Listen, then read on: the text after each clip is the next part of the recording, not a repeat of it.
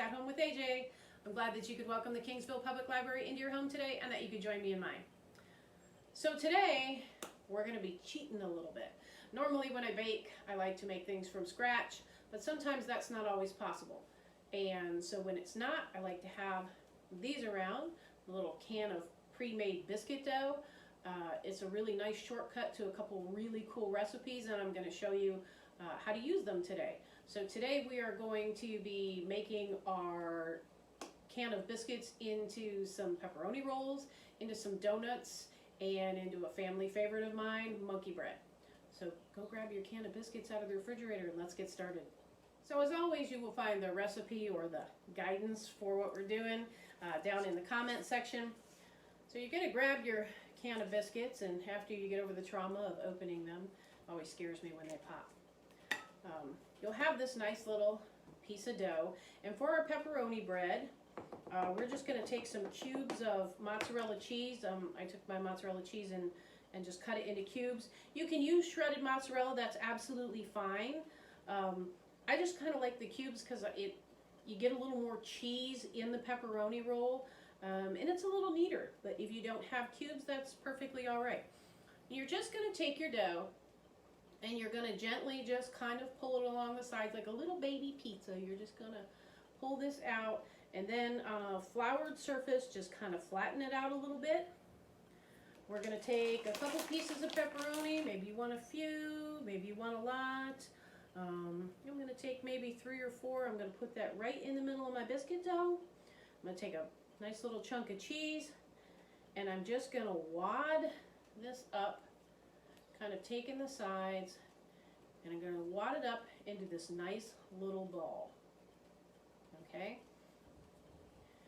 And once I do that with all of my biscuits, I'm going to put them on a baking sheet, baste them with some butter, and put them in the oven. That's pretty easy, right?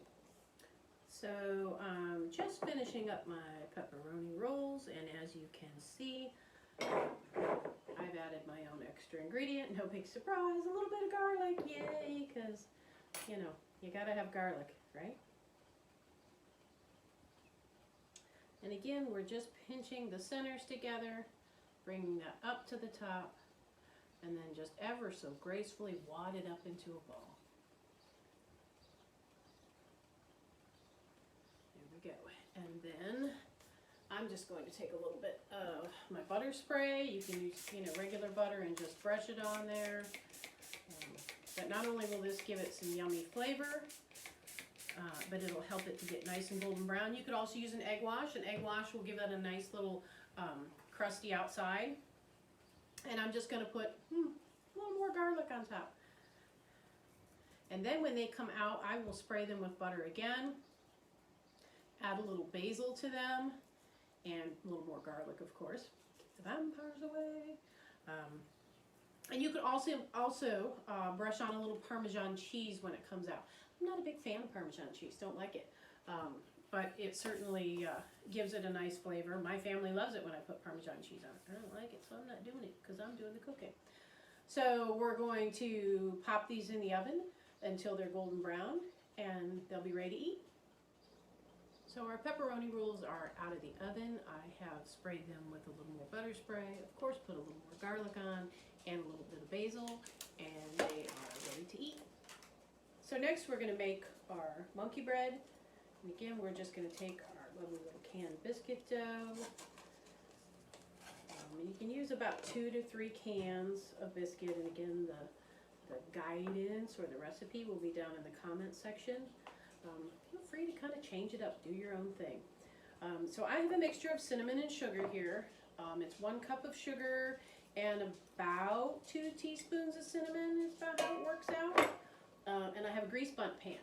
You do not need a bundt pan for this. A bundt pan works nice, makes it pretty. I usually put it in a Christmas tree pan, but it's not Christmas yet. But you could use a round cake pan, but then you probably only need to use about 1 can of biscuit dough. And it'll come out just as good too. It's about how it tastes in the end. So we're going to take our biscuit dough and we're just going to cut it into fourths. And it doesn't even have to be neat. Roughly, it's fine. You're going to take your little triangle of biscuit and you're just going to roll it around in the sugar. And then once you roll it around in the sugar mixture a little bit, you're just going to throw it in the pan. And it doesn't even matter. You just throw it in there kind of evenly so that it balances out. You don't want a lopsided little monkey bread. And you'll just do that until all of your dough is coated with sugar. Now, at Christmas time, I make a fruit cake. And I know what you're thinking, ew, gross. No, not really, because it's this same recipe, only about halfway through, I drop a little bit of apple pie filling, or even some, you can put pineapple or whatever kind of fruit you like. Maybe even mix it up a little bit. I put a couple cherries on the top, split them open so they look like poinsettias, and you have fruitcake that people will actually eat. So I'm just going to keep mixing up my dough and throwing it around my pan in just kind of an even circle until I have it all coated and ready to go. So once you have your dough all cut up, you can have it arranged in the pan. I've taken a stick of butter, melted the butter down. We're going to take our remaining sugar, the sugar that we have left over from rolling all of our dough in there, and we're just going to pour it right into our butter mixture, just like that. We're going to stir it up. And then once we have it stirred up really well, we're just going to pour it right over top of our dough mixture. And one of the other things that you can add in addition to fruit is you can always put nuts in it. I like putting pecans on the bottom, and then you get this lovely glazed top with pecans in it, but I can't do that because my daughter's here today and she's going to eat it, and she already whined about no nuts. So, no nuts today. So now that we have that poured over top, I'm just going to scrape the rest of that in there. And we're going to let it sit for just about a couple minutes to let it get good and soaked in there, and then we're going to bake it in the oven. And again, I hate to give a time because ovens vary, there's all kinds of different factors, but until it's nice and golden brown on the top, you'll get little peaks of dough that'll rise up once it heats up, and once those start to get really, really brown, right before they burn is when you want to pull it out. So we're going to pop this in the oven. So our monkey bread is out of the oven. We're going to let it sit for about 5 minutes, and then we're going to invert it onto another plate. So once you have cooled your monkey bread for about 5 minutes, you're going to put a plate over top of your pan. You're going to flip it over, and hopefully all will go well. I'm going to need a knife because this pan is still hot, I think. I can't seem to... Yeah, that's hot. But there is our monkey bread. And so the last thing we're going to do with our biscuit dough is make some donuts. And this is a really simple one to do, and it's kind of fun because everybody gets to make their own donut. So if you've got somebody picky in the family, like my daughter, that, thinks everything is Burger King, got to have it her way,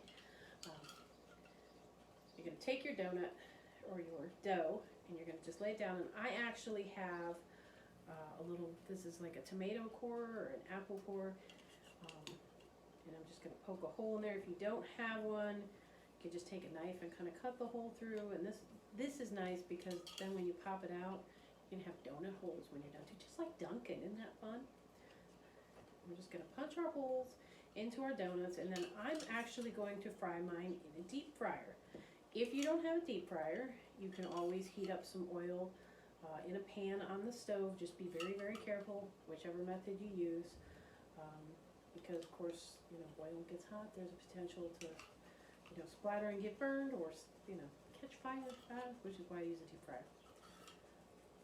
And then once we fry our donuts, you can frost them, or you can put sugar on them, or you can eat them just plain, however you like them.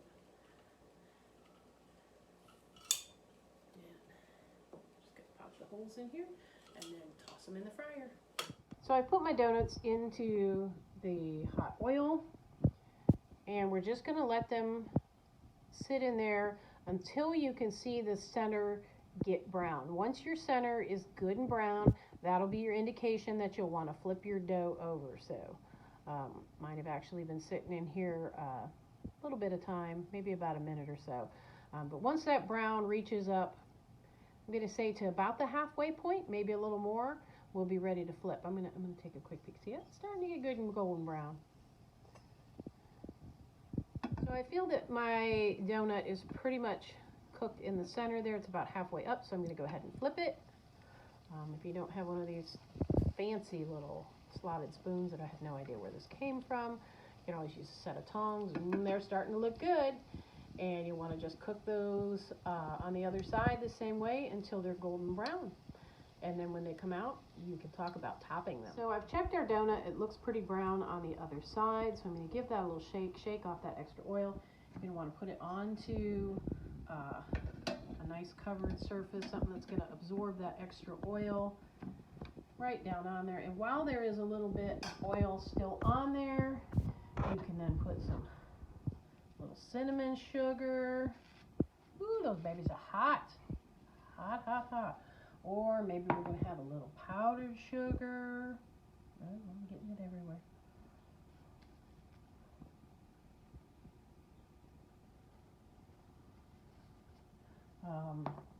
A way to glaze them is to take frosting and put that over top. I'll show you in a second. If you do it while they're hot, it will actually melt and do a glaze. So let's throw a couple more donuts into the fryer. So we're pulling our next batch of donuts out of here. And they're looking mighty tasty. And if you wanted a glazed donut, and when I say glazed, you're going to want that thin, sugary icing on top of there. We're just going to take some regular frosting, and you can make your own, or you can do what I did and cheat today and do a can. And normally I'd have a knife or something here, but I'm not very well prepared. But we're just going to put this frosting right on here while they're hot, because as you can see, it's already starting to melt. And that's a real easy, quick way to do it. Again, you could make up your own icing and make it thin and wait till they're cool and do a nice glaze that way. But I kind of like having this right hot out of the fryer because then as the donut cools, the icing is cooling with it and making kind of that nice sort of crunchy little, film over top of it. So it all kind of just meshes nicely together.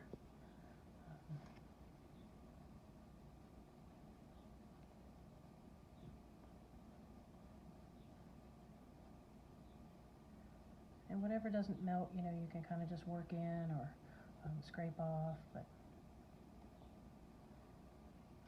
And you could also do this with a chocolate frosting and make a chocolate glaze, or you can wait until they're completely cooled. And then put some pretty frosting on it or some sprinkles if that's what you like to do. So we got some donuts going on. So you can take your leftover frosting from your donuts and glaze your monkey bread. And with just one kind of can of refrigerated biscuit dough, you've got a whole lot of choices of some delicious stuff to make. We've got our fabulous festive monkey bread, our yummy pepperoni rolls, and our variety of donuts that everybody gets what they want, including our little sugar nugget donut holes ready for Flick and Farkas. Thanks for welcoming the Kingsville Public Library into your home today and for joining me in mine. If you enjoyed this video, please like, comment, and share so that your friends can become our friends. If you try this recipe, please post a picture in the comments. We'd love to see what you did. If you have any questions or comments, you can always email us, reference@kingsvillelibrary.org. Please stay safe, stay well, practice that good social distancing, and we'll see you real soon.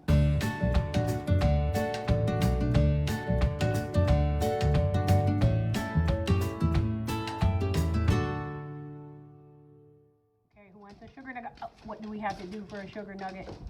Yes, we sit. Good boys. Yes, I know. Sparky, be nice.